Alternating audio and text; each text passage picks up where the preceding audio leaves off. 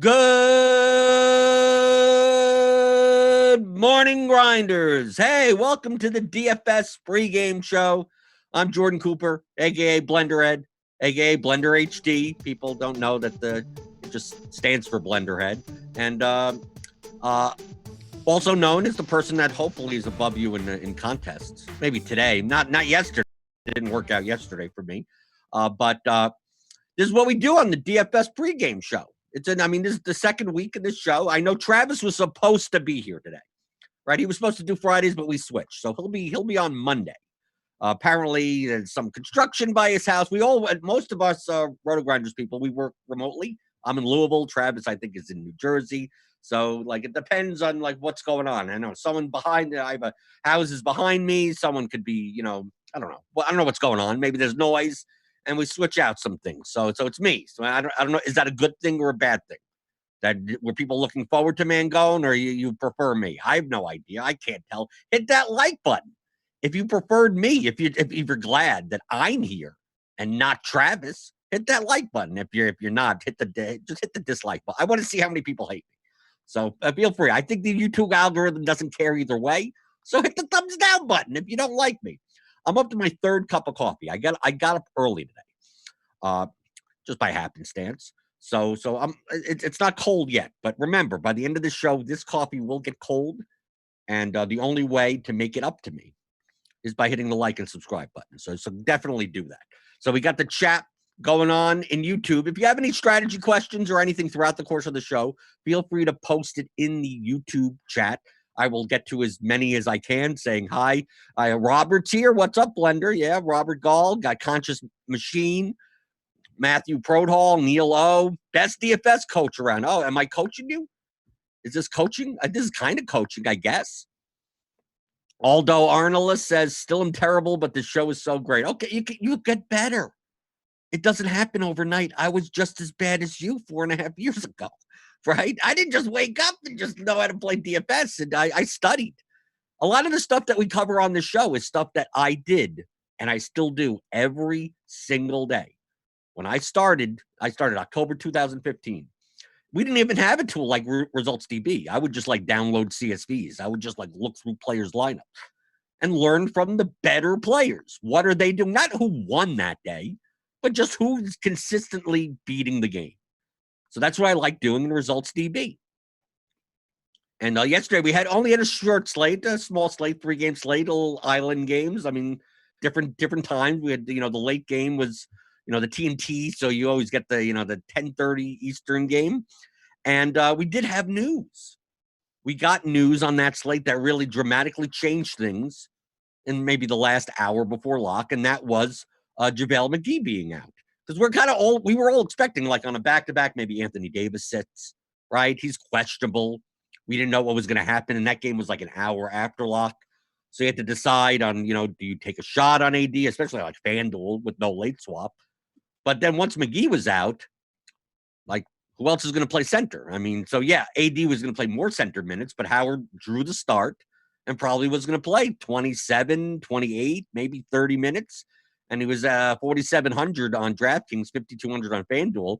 And he became essentially the best value on the entire slate. And up to then, we were kind of looking at Jared Allen and Hassan Whiteside as kind of the center plays that we wanted.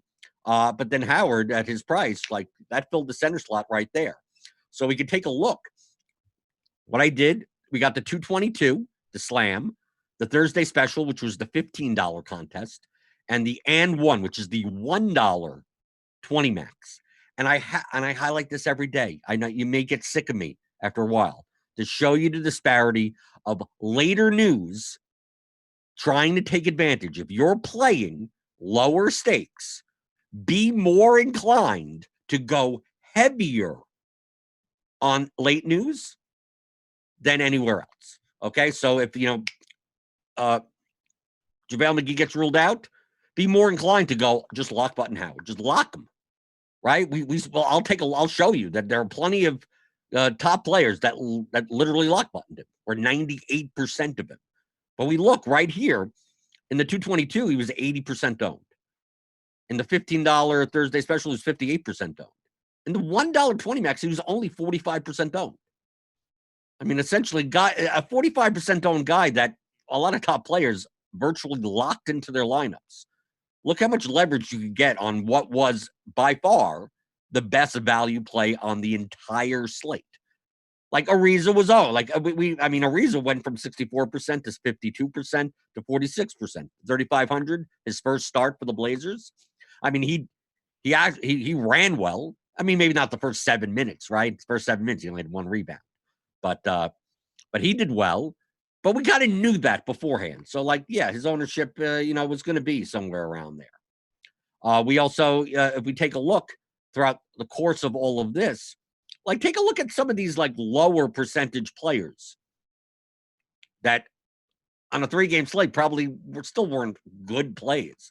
Gary Payton II, he had 3.75 points. 1% owned in the high stakes, but like 4%, right? We got Isaac Bonga, 1.6%. DeLon Wright, 1.7%, but barely owned in the higher stakes. Troy Brown, 6% versus 3%. DFS, Dorian Finney-Smith, he had a good game, but still, like, look at the overall comparative ownership on some of these fringe players. Yeah, some of them could have gotten there. You're right. Some of them could have gotten there. But a lot of this is like your edge in lower stakes contests. Of look how many people played Porzingis, 11% versus 2% in the higher stakes. Boban, who got a 0, he didn't play. 10%, 11%, 7% in the lower stakes. Jan Mahimi, 4% higher stakes, 13% lower stakes. This all adds up. I know these numbers sound like low, but in combination, people are taking shots on players that, John Henson's and the Justin Jacksons, I mean, they were barely owned. Right? I mean, we see the disparity between some of these players, like Bertans, 12% higher stakes, 20% lower stakes. Jordan McRae, 13% higher stakes, 20% lower stakes. And they didn't put up enough points. So this is why you see in lower stakes GPPs, the cash lines can be lower because less people play the better plays or go overweight based on the projections, what would be considered higher median plays at least. So that's why looking at this, go to ResultsDB. It's free, right? You don't need premium for this. RotoGrinders.com/ResultsDB. You can take a look at the contest you were in, the users in the contest, and all their exposures, everything. But I like looking at where did people go, the differences between the stakes. And I mean, this is how you would learn. Sometimes, you're coming in, you haven't been playing DFS for that long, and you may not be as experienced on highlighting, and figuring out who the, quote, best plays are. I personally would, if you're a premium member, you're looking at, a projection model, and that'll kind of tell you who's more likely to do well. But if you take a look here and you go, oh, I didn't understand why so many people picked Trevor Ariza, right? And then you look and you go, oh, the fact that I didn't play him, is that a good thing or a bad thing? Well, I think it's a bad thing. If you notice that he's 54% owned and a lot of higher stakes players played Ariza, now you know, right? You could judge yourself. You don't judge yourself by the results. You don't judge yourself by Jared Allen putting up 19 points because, I mean, he didn't get run, right? They played small. So don't judge it by, I shouldn't have played Jared Allen. It's like, no, I'm judging it by what did the better players do? Well, the better players played Jared Allen. So it's run bad. It's not, you didn't make a bad pick. Like if you picked Gary Payton and you played him in 50% of your lineups or something like that, that's bad. And you go and you look and he's like 1% owned. Like, I think you screwed up. I think that's more, even if he did well. Larry Nance put up 44 points. He was 3% owned across contests. He was actually higher. He was almost 6% owned in the N1, 1% owned in the higher stakes. He put up 44 points for like 5,100, 5,200 or something. Was that a good pick or a run good? I consider it a run good because I'm looking like, what did the better players do? What did the higher stakes players do? They didn't really play much of them at all. So I consider that to be a run good. If you played Nance, I'm a genius. I don't judge myself based on like what happened, the outcomes of games. I judge it by What did better players do? Were I in line with the guys that over the course of a year will do better on average than everyone else? So looking back in the chat, Philip Galvin says, I need a one-on-one with you to learn more. I give away everything. There's nothing more that you could learn one-on-one with me. You could go on premium, rotogrinders.com/premium. I have a whole bunch of videos. I have all, I'm on shows. I'm in the Discord all the time. This is coaching. This is I don't think you need one-on-one anything like this. It's open kimono. Ask me anything you want in the YouTube chat. Let's see. I'm still pissed about that Trent 3. Yeah, the Trent 3, it got me over the line in cash games yesterday. That was they were walking off the court. Right? They're walking off the court like it's a 10-point game, and Gary Trent says, screw it.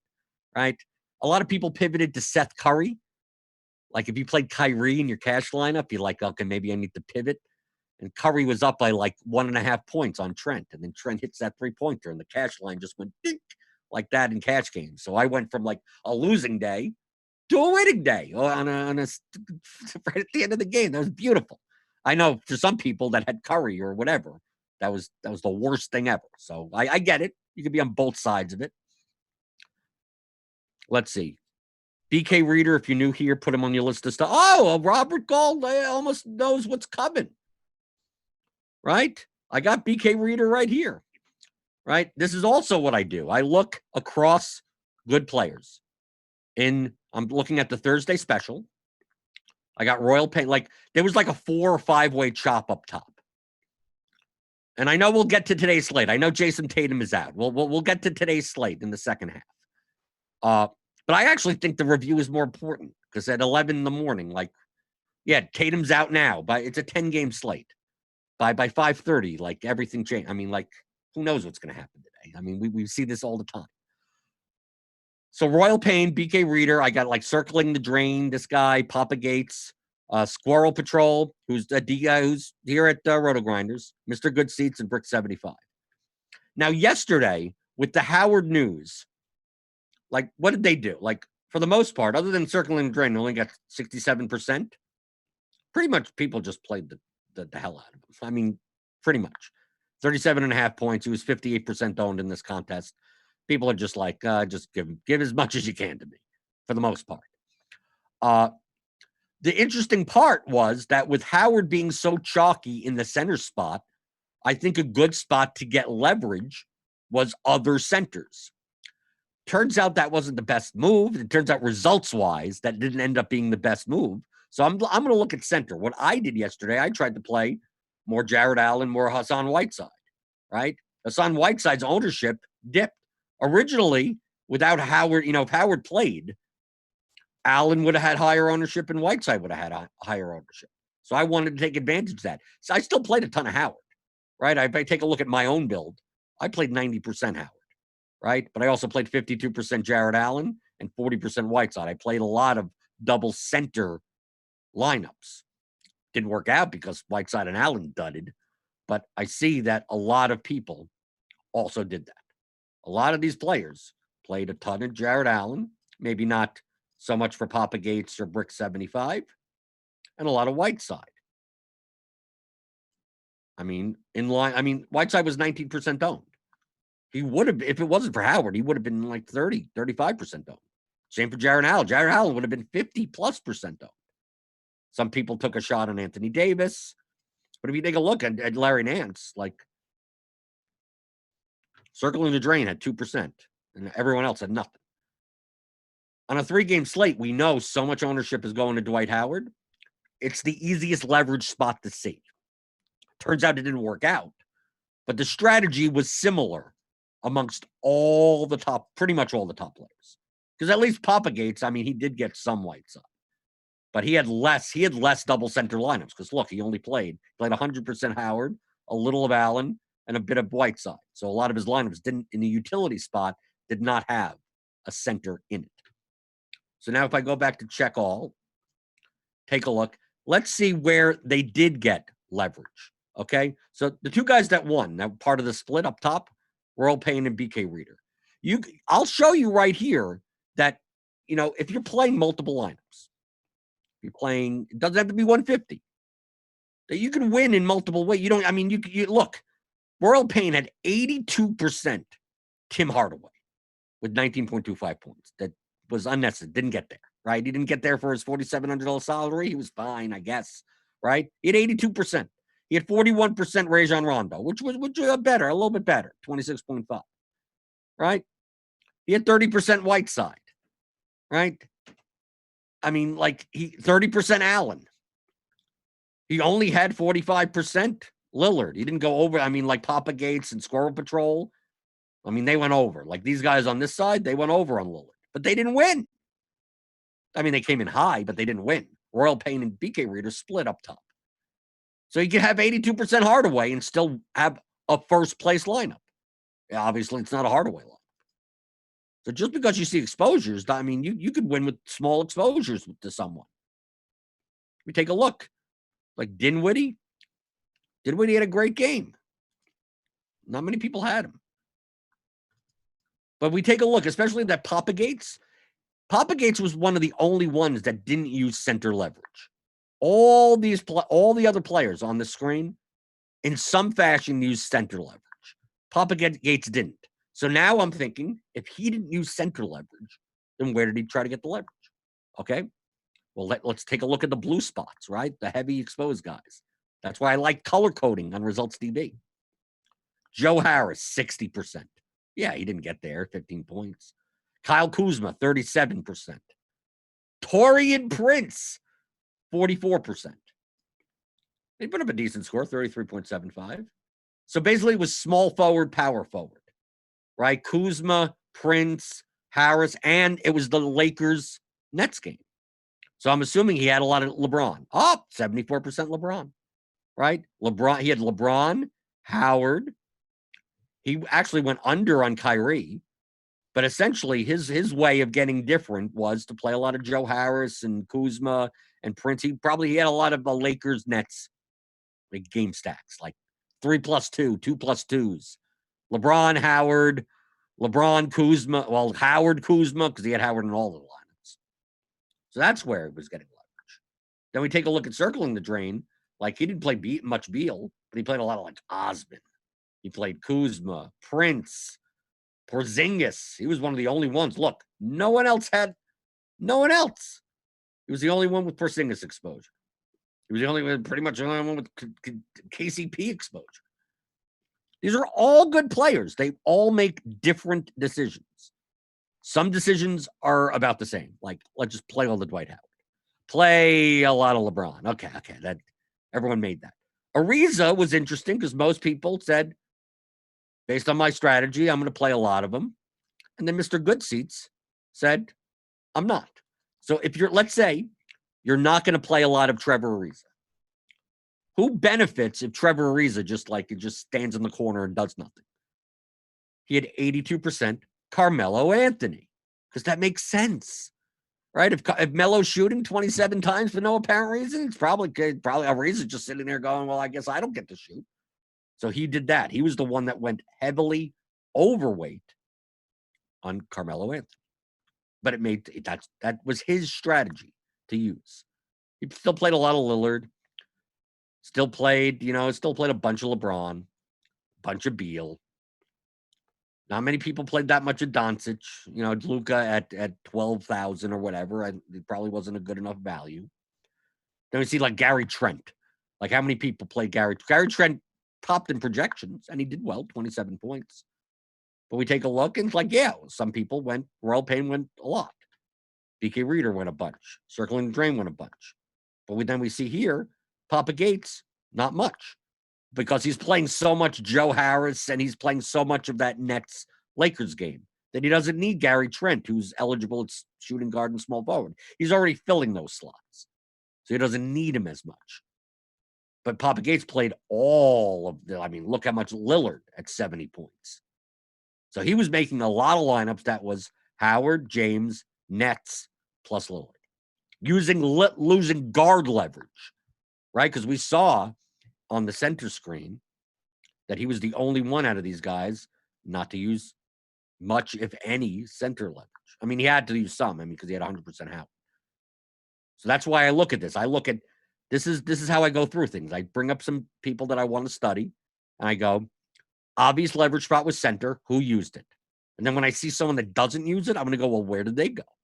And that's what we're doing right now. There are multiple ways to win, but they're using strategies. I think that's the key that I'm trying to point out on the pregame show. They're using a strategy. They're not just like who's going to play well today. Just like now, how is my roster constructions going to work in large field GPPs? Not just running projections and just getting like 150 median builds that could because they're all cash game lineups. They all, everyone's high owned, and like you're essentially just playing 150 cash game lineups. So how could I get different? And people choose to get different in different ways. And I like seeing which ways they did versus the ways that I did. I mean, I did pretty much the same thing. Center leverage. Like Kevin Love is only power forward eligible, so I couldn't use him at center. But what I did is that I played a lot of center leverage. And I played a lot of Cavaliers I played a lot of Sexton. I played a lot of Love. I played a bunch of I played a little Tristan Thompson, Darius Garland, Cedi Osman. But like my main goal essentially was center leverage and Cavaliers. Sexton did great, but I mean I had a lot of too many dud lineups with I had a lot of Hardaway, I had a lot of Allen, I had a lot of Whiteside. I had 28% Jordan McRae. I wish I could lower that. He just happened to fit. Only because I was playing a lot of Cavaliers. So I left like guys like IT and McRae and Bertans, and I wanted Wizards.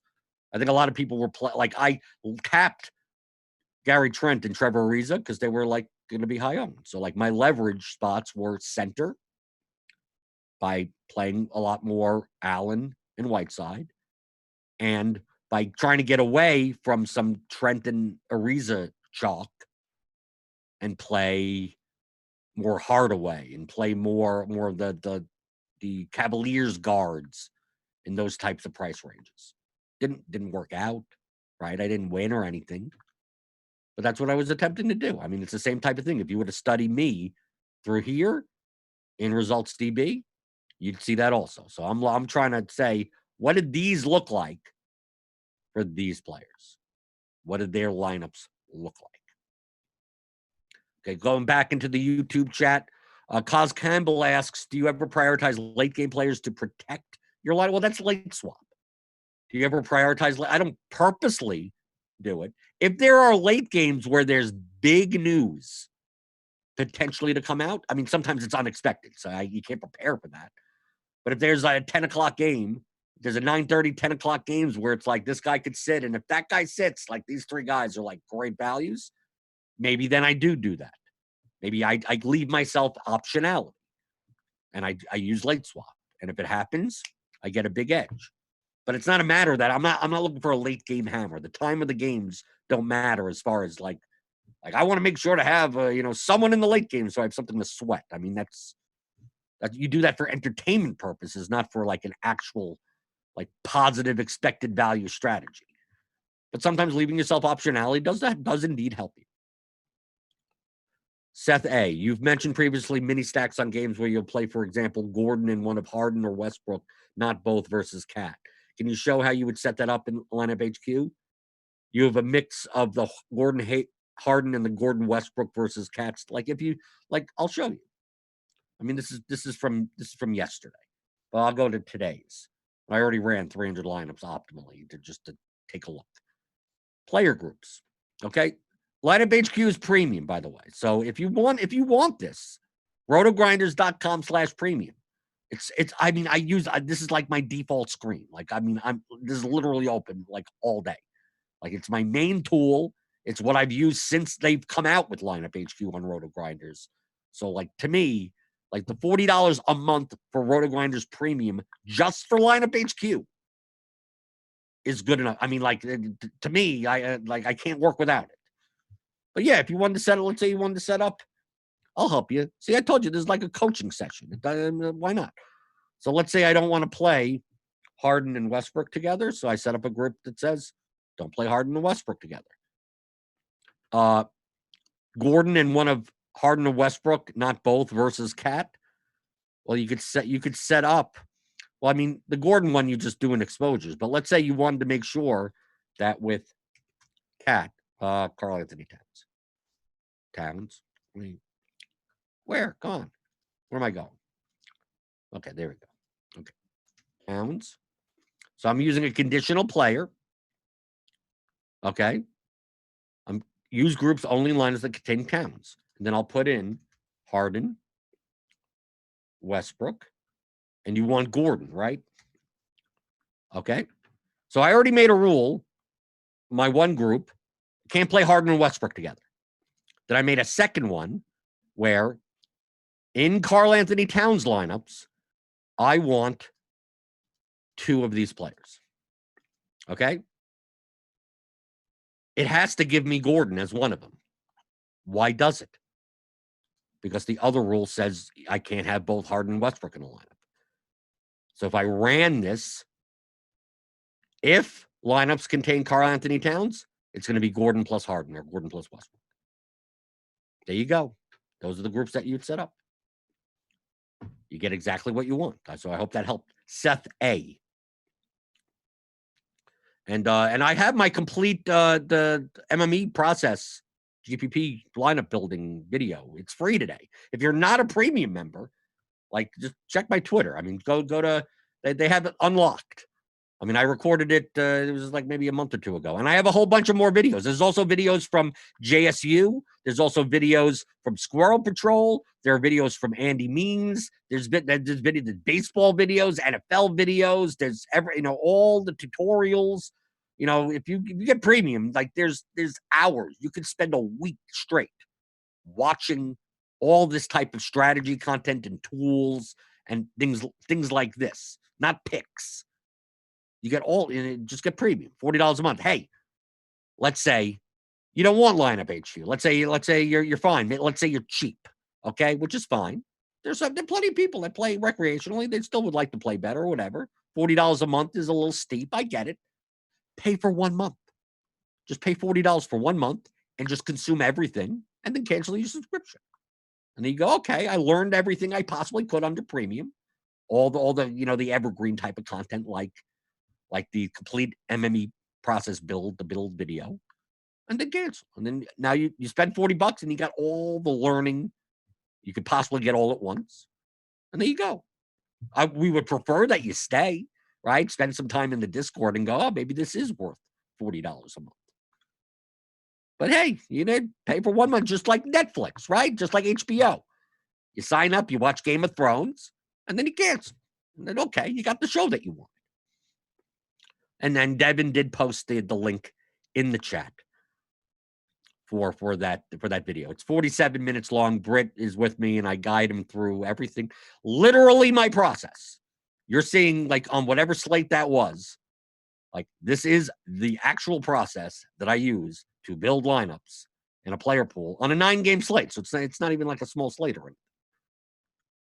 You'll see it's not magic. You'll go through it and go, wow, that kind of all makes sense. And then you just have to apply it yourself. But like I said, when I was looking at the results DB, coming up with strategies. Okay? Where do I get leverage? How do I correlate my lineups? How do they fit into the contests that I'm playing? If you're playing small field contests, you don't need like super leverage. If you're playing large field contests, you need a lot more leverage. So you don't have to think in terms of like, oh, I'm only playing a 500-man single entry. It's like, well, I don't need to go and go, let's play. I'm going to play Rodions Kuru. I'm going to fade the 3 chalkiest guys and then play 3%. I mean, you don't have to do that. You don't even have to do that crazy stuff even in the larger field things for NBA. Jeff Wong, hi. Can we save the percentages of player to use for a build and then start a new build and then come back and load the old build? Yes, you can. In lineup HQ, we have, let's switch over to my lineups. You get different builds. Like this is build 1. If you build another one, it'll say build 2, then build 3, and then build 4. It's up here. I don't know if it's on my screen. I can't scroll all the way there, so I don't think you can see it. You got, okay, Devin says it's up there. So you can see you build 1, build 2, and then you have like delete this build, delete old builds. Like you could change builds, and then also you could save individual lineups. So like let's say you could build 10 lineups a certain way, hit the heart buttons on those lineups, or save all of those 10 lineups into your. There'll be like a save lineups tab. So for instance, let's say I want to do these 300 lineups. I wanted to save these 2 or whatever it is. You see up here, it says save lineups 2. I can click to that build. Now it's just going to be those 2 lineups. So you can go in, and I can unsave them by doing that.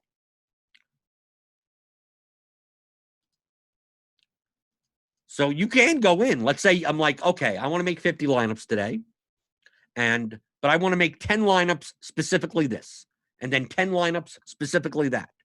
Like you could do that. You go, okay, I'm going to set my build rules to 10. I'm just doing it with default settings right now, just to show you.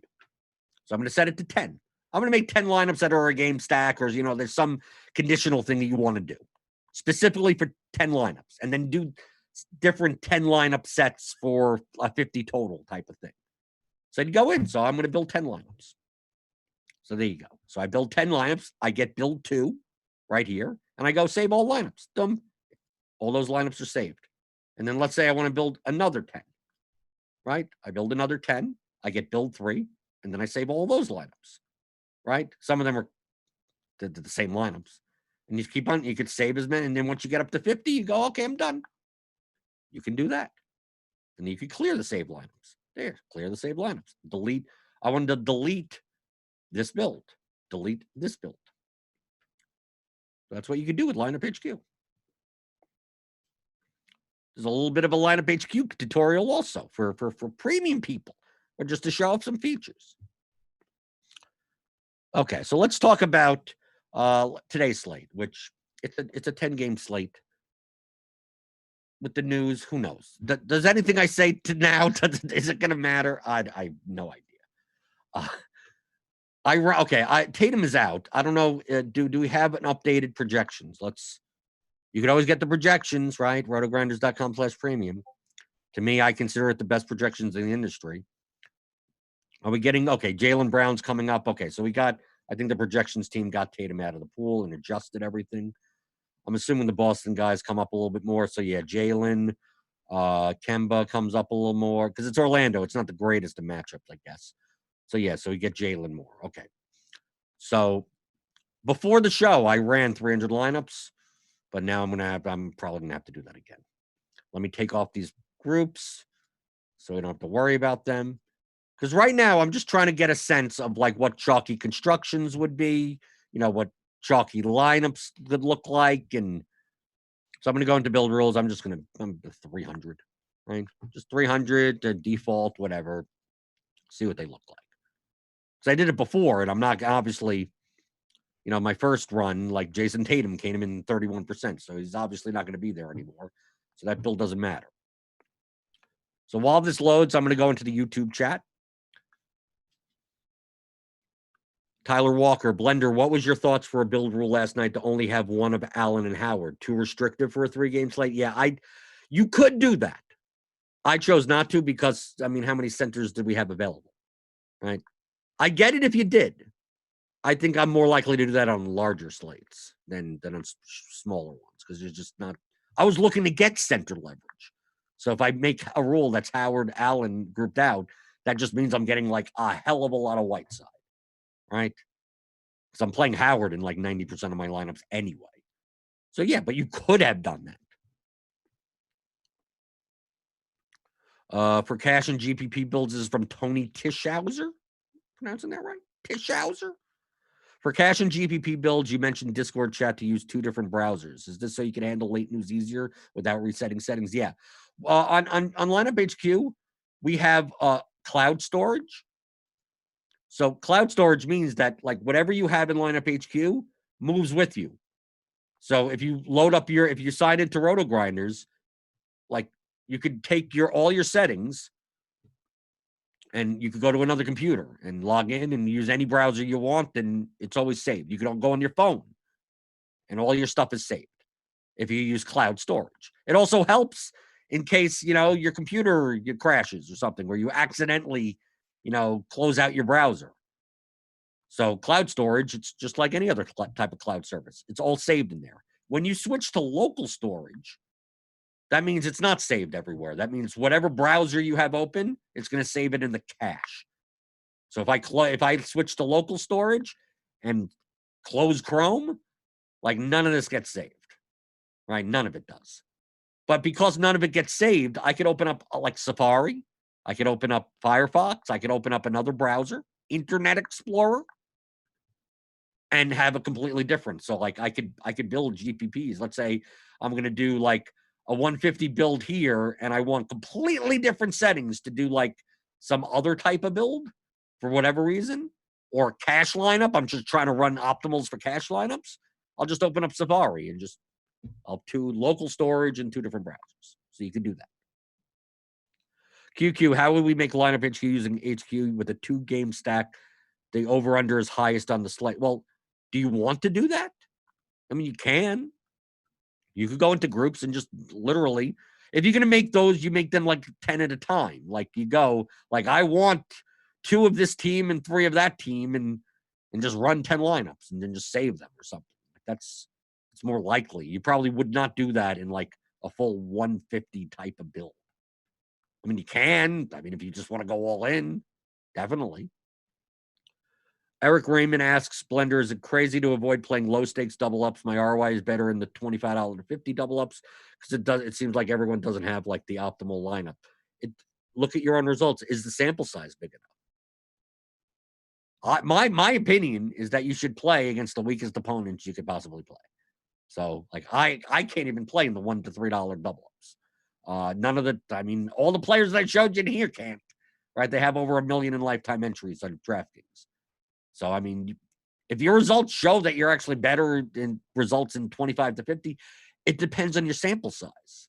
Like if it's like, oh, I played for a month, like that isn't large. That is not a large sample size. One season could be considered a large enough sample size even.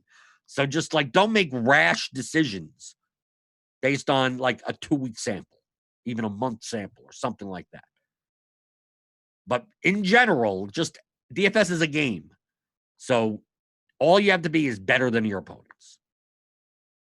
If you're better than the $50 players, then you're probably better than everyone else also. So just play against the weakest opponents. Play them in head-to-heads. I don't know. And Robert Gall says, just remember, even on small slates, raw points are still important. Don't over-leverage yourself. That's absolutely right. That's why I didn't want to play that much Lillard, but I still need raw points. I didn't want to play that much, I played Whiteside. I played some Anthony Davis because raw points still matter on small slates. You can't leaving 4,000 on the table and playing like garbage players. Like, yeah, you'll have a unique lineup, but it just won't have enough raw points. But okay, did we generate 300 lineups? Okay, so we could take a look. Switching over. We still get tons of Dedmon, Drummond. I'll obviously get a ton of Jalen Brown. Do I really want to play a lot of Andrew Wiggins? I hope that projection goes down. Monty Morris, I guess, with what? Murray's out. Everyone's out. See that great of a play? What is he? 5,000? 4,700. FanDuel just play well. I didn't even look at FanDuel pricing. I'm assuming you could play everyone on FanDuel. I'm assuming like you could literally just play. You could play all the good players on FanDuel. I'm just assuming that. We got a lot of Bielitsa. So we're gonna have to look into like the front court because remember the Bulls are like the worst rebounding team in the league. So but Bielitsa is up to 6,700. Is that or is it worth it to play? Bagley's out again, right? We have Bagley out. We'll have to see. Maybe Tolliver gets more minutes. I don't know.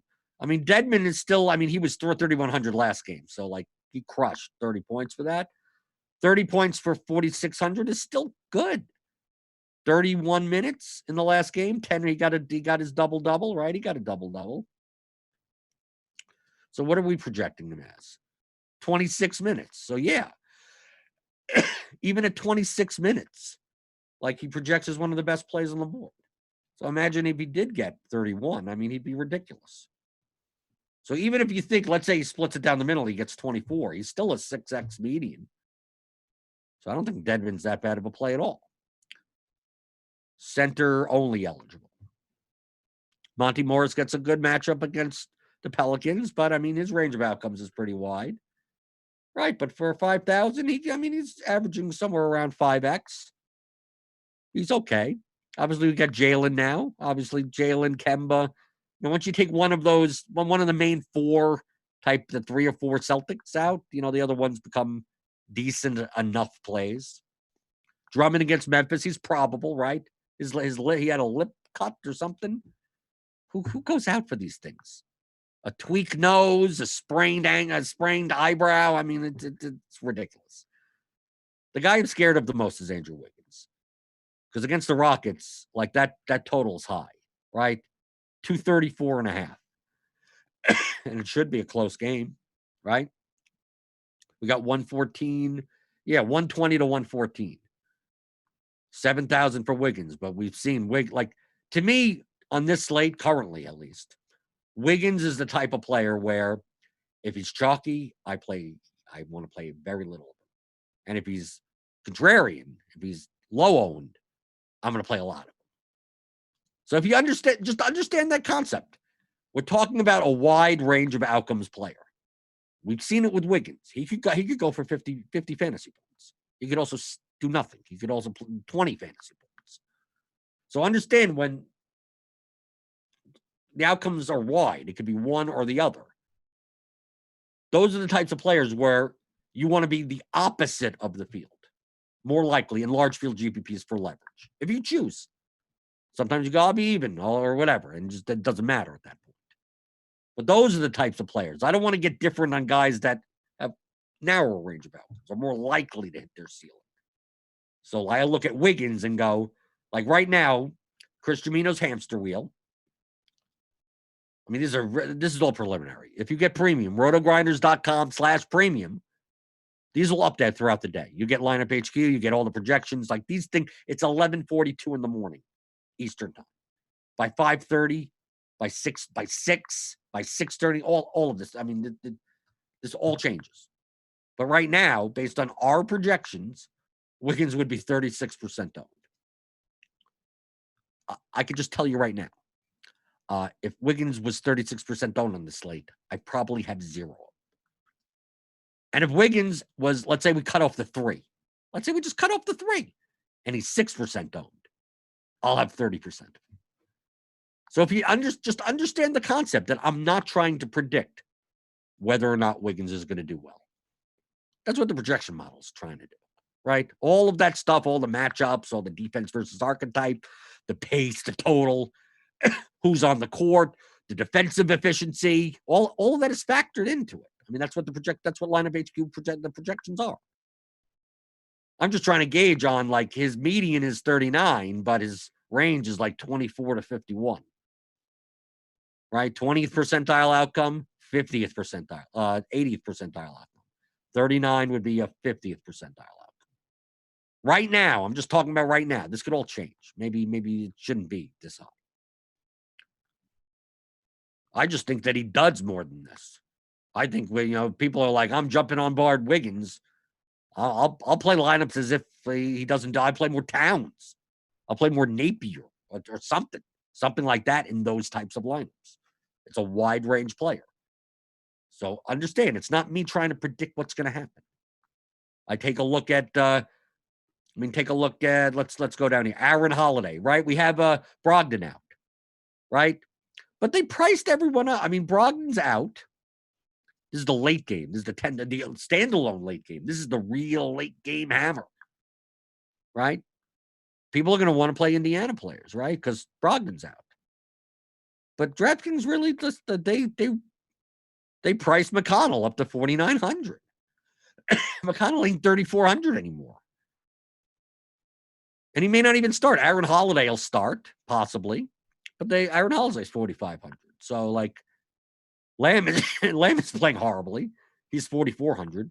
Like, they don't rate out. I mean, Sabonis is the only one in our projections currently. Keyword is currently, that rates out as a positive value play in a vacuum. So, I mean, I think people may try to go here, and it may not be the best way to go.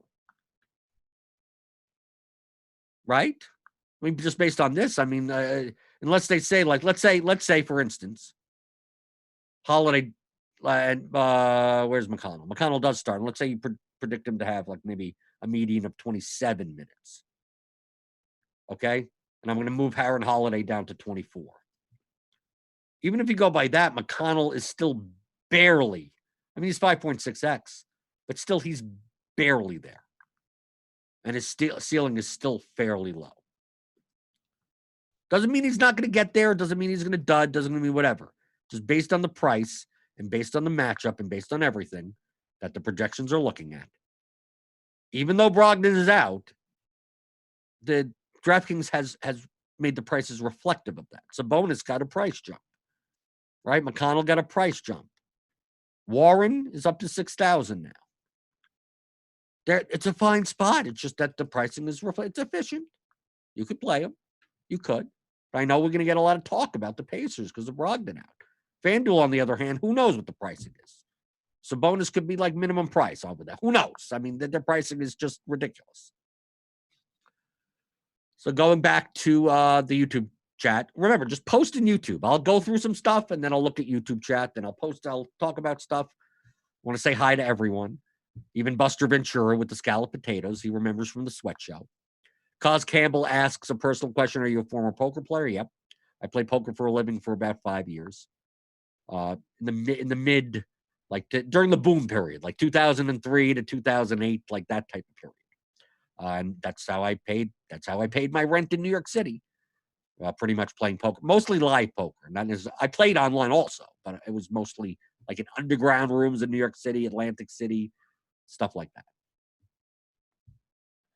Okay, going through the YouTube chat. I don't think No Bones About It says, I don't think Dedmon is necessary for Sacramento tonight versus this diminished front court for Chicago. His minutes could come down here big time. Okay, if you believe in that possibility, okay, understand we can't predict what's going to happen. We could just determine a certain probability of things. And the probabilities aren't like 90%, 10%. It's more like 58%, 42%. I mean, like it's much closer than you think. So if you think, for instance, no bones about it. If you think that that's more like people, the field, everyone that's playing tonight, are going to look at Dedmon's projection and go, jam him in. And you go, well, I think there may actually be a slightly more of a probability that getting its less run. Then what should you be doing? You should be fading. And if it turns out he gets 31 minutes and burns you, then you lose that day. And that's just what it is. So if you think that, build your lineups to maximize on that outcome. If that's what you believe there's more of a probability that Dedmon gets less run than what people think. And just build them that way. If you think that Dedmon still has a good probability of beating out his $4,600 price tag, even at 48% ownership, then play a lot of them. It's all a probability game. But if you're going to play Dedmon lineups, if he's the chalk, remember, we're early. If he's going to be 50% owned on a 9-game slate, like you can't play chalk with him. Like don't play. I'm going to play Jalen Brown and Drummond and Dedmon to get like you're playing a cash lineup. Don't play that in large field GPP. If you're playing a Dedmon Drummond lineup, you need to find leverage elsewhere. And if you're not playing Dedmon or Drummond in a lineup, you found the leverage. That is the leverage. So then you don't have to really worry about the rest of your lineup. If I were to build lineups that are like no Dedmon, no Drummond, I would just basically go, give me everyone. Give me the best plays at that point. I think I get enough leverage regardless because I'm fading like guys that are very high on. Cos Campbell says they do a great job updating projections as the day goes by. Yeah, I mean, we even looked. It's 11:30 in the morning. Jalen, the Jason Tatum gets ruled out, and within 5 minutes, 5-10 minutes, we look. We even have the updates, right? Update. You can even go to the log. There's a change log. See, change log for DraftKings NBA projections. You see who updated them. Taking the guy out and changing the minutes and recalculating the usage and everything. There you go. You can see that. Matthew Proto asks, what's my biggest win? 100K. I have 100K, a 50K, a 50K, a 50. I mean, You could see it on my RotoGrinders results page. I have five large field GPP wins, first places, and then I have like 4 or 5 second places, and then I have like maybe 2 or 3 third places, large ones, like 5-figure ones, 17,000 players, 50,000, 68,000. Those are the contests that I typically play. I know a lot of other analysts here play on the small, like the higher stakes, smaller field stuff. It's the same thing. It's just slightly different skills. You don't need as much leverage. So it's not like one way is better than the other. It's just, when you're playing 50 lineups, 60, 80 lineups, 100 lineups into a large field GPP, like I'm looking more at this than like I could also hand build 3 lineups. I mean, I could also do that. I just tend to focus on large field GPPs. Who are the chalkiest plays at the moment for tonight? I mean, we're taking a look at them now. I mean, this is yesterday. I mean, based on our projections, it's guys like Dedmon, Morris, Brown, Drummond, Wiggins. That's going to go down. Please. I almost maybe I should want it. Is Wiggins chalk? I can't see it. Someone has to fill small forward. When we get Jalen Brown at small forward shooting guard, Reggie Bullock, is he going to be chalk? I mean, he's 4K. He projects decently. Steven Adams, if he's back and plays 29 minutes, that isn't horrible. All this stuff can change by 5. I mean, like, really. If it's 11:52 Eastern time, if you're sitting down now going, I'm going to make my lineups and make my picks and choose my players, and then not do anything like by set, it's almost like the work doesn't matter anymore. Yeah, I'm taking, to me, just like this show, I'm just taking just an early look. Look at initial projections. Look at constructions. Right? That's what I'm looking at. That's why I build 300 lineups. I'm looking at constructions. Double center, Drummond, Denman. Small forward. Like I'll take a look at, let's say, small forward. A lot of Brown, a lot of Wiggins. Shooting guard. A lot of Brown, a lot of Wiggins, based on, our projections. Point guard. A lot of Morris. Culver even. It kind of looks like a Boston, Minnesota, Drummond, Dedmon type of game. I mean, I look at the power forward, a lot of Bielitsa, a lot of Gay. This is going to change, but I'm just taking a look at the construction. So not paying up at small forward, center, paying up and down at center, small forward, mid range. So that's what I'm looking at. I'm looking at the construction. I'm not seeing like those high-priced point guards, right? Do we have high-priced point guards on this slate? So I sort by point guard and go, look, Harden, Westbrook, Trae Young, Devin Booker, De'Aaron Fox, SGA, Russell, Van Vliet, Rose, Walker, Paul. Look at all these like mid to high-priced point guards. Like Drummond is like eating all their ownership at the center position. And then it's like a mid-range build from there. So like right now, these constructions that we're building based on these projections, like these guys, that's why the percent ownership looks like this. But all something has to happen is one player gets ruled out. It bumps up a 4K small forward like by 30%, and then then now we can start putting in these guys. Now they're going to show up in more lineups. So that's why looking at the projections throughout the course of the day, looking at ownership throughout the course of the day, building, just getting a sense of what the roster construction dynamics are going to be throughout the day. That's what I do. I don't focus on who I'm going to play until at least the 5:30 Eastern injury report. Because then now I could start doing builds. Now I could see what's going on. Because like one little thing, I mean, really, one little thing. Look at last night with McGee out. That thing, all my builds were plans on being like an Allen Whiteside build, using a high price center. Once Howard became like the best play on the slate, like the whole construction changes, like the whole thing changes. So getting locked in to like, I'm going to play this guy and I'm going to play this construction and I'm going to build this lineup this early in the day, it's useful to think about.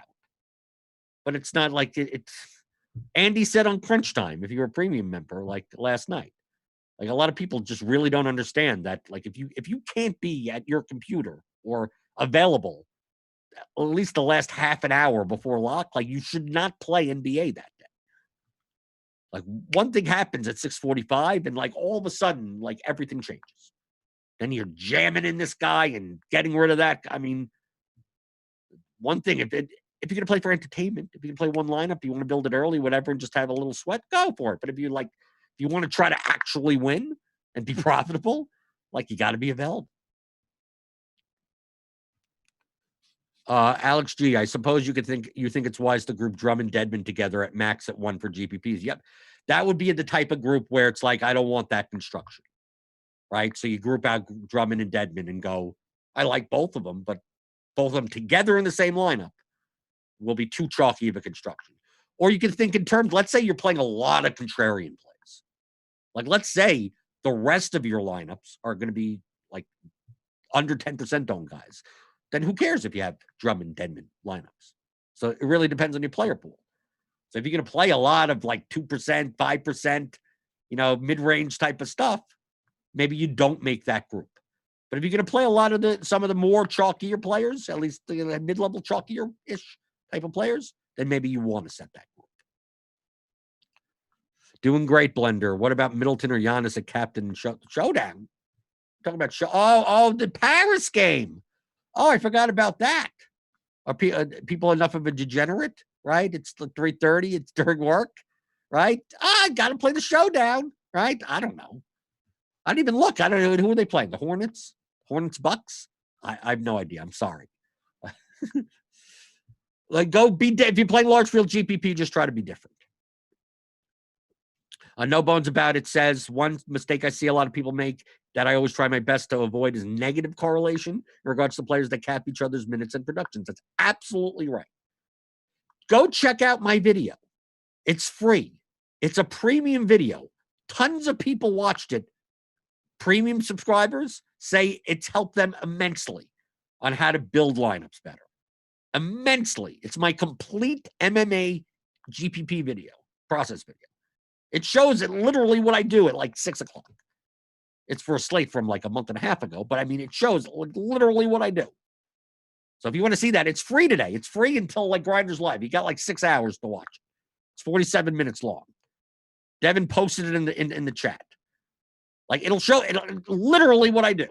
So if you want to know that, maybe you watch it and you go, wow, this guy's a schmuck. I think what he does sucks. I mean, that's perfectly fine also. You could, right? But I'm at least showing you what I do.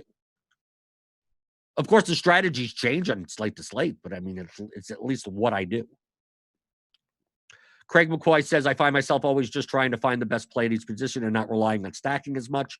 What is your feeling on this approach? Is it necessarily run it back? It's not necessary. It's not necessarily at all.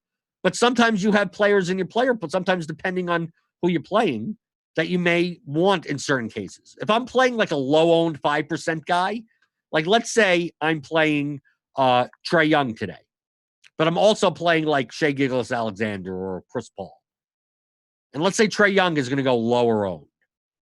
Like maybe it's like I want like if he goes totally off, it's probably someone on the OKC side goes off. Especially like a high price players. Like let's say I play Wiggins. Let's say I do play Wiggins. Wiggins goes nuts, 55 points. Well, maybe I want to have Harden or Westbrook in that line, right? Makes sense, right? Maybe in that lineup, not Wiggins by himself. It could. These type of decisions aren't like, do you do it or do you not? It's like a 55-45 type of decision. Like, maybe I could or maybe I don't. Or you decide to do it, take a look at the lineups and go, I don't think this is the best constructions. I have too many of these Wiggins Westbrook lineups, and maybe I should just, make them separate. You go through and you see. So hit that like button. Like and subscribe. It's the last show of the week. Like and subscribe. Because the more you like and subscribe, the more free stuff we can give away. Okay, that's essentially what it is. If you want more free stuff, like, thumbs up the videos. Grinders Live tonight, 5:20. Keep on thumbs upping. Keep on subscribing, right? Keep on subscribing. I mean, stay subscribed, obviously. And it's more stuff. We'll do more giveaways. I mean, I'm not in charge of the giveaways. I don't know what they're giving away, but it'll be this will be free today. That'll be free today. Things like that. People that pay premium, $40 a month. RotoGrinders.com/premium. I think it's the best investment you can make. You're going to play seriously, even if you're playing even if you're playing $20 or $30 a slate. I think it pays for itself within a month. I think you make more than $40 a month using RotoGrinders tools and content. Okay? To me, it should be more. Really, the RG projections are so good that literally it should be 10 times more. If they charge $400 a month at RotoGrinders, and I wasn't in that, I would probably still pay it. Okay? That's how much of a value it is. Me personally, as a DFS player. Okay? Because I make my primary amount of money playing DFS, not doing these shows. Okay? And I would pay that much. Maybe I shouldn't say it because maybe they'll bump up the price, but it probably should be bumped up. So thank you for watching in the YouTube chat. Don Yeezy is here. Yisman is here. Alex G. Alex G is asking about 2 or 3 unique players when running the building. Go watch my MME complete process video. All those questions about do I use range of outcomes? Do I use it? It's all in that video. It's free today. So you can just watch it. How do you think long-term subscribers should feel about you giving a bunch of stuff away for free? It's for one day. It's not me. Don't complain to me. Go to complain to Dan Bach. I don't know. For one day, they like it and then they subscribe. That's the whole point. You give it. It's like a drug dealer, people. Don't you get it? It's like a drug dealer. The first one's free. The next one you got to pay for, right? Doesn't that make sense? Right? Okay. So have a good weekend. Travis should be here on Monday, and I'll be on next week, Tuesday and Thursday, and then we got Tuttle and I think Kyle may be on it. It's Britt's on, I think, on next Friday, something, whatever, and then we all go to Nashville. We have a Super Bowl party, and we forget about you people. I don't know. I know what's going to happen next weekend, but I'll be on Crunch Time this weekend. So if you're a premium member, you'll hear me over the weekend and producing the show because Devin produces this show makes it so much easier for me. But on the weekend, I gotta look at a million things. So, as always, if you like this show, like and subscribe because this show will continue, hopefully through baseball season, through whenever, as long as more people watch it. So the more that you watch it, the more that you like it, the more you subscribe, the more you share it, then the show stays on if you like it. Okay? So keep on doing that. So I guess that's it. So if you're in my contests tonight, as always, I want to be on top of you. So if I'm first, you could take second. But if anyone's going to beat me, I hope it's someone that at least watched this show. So I'm Jordan Cooper, and this has been the DFS pregame show on RotoGrinders.com.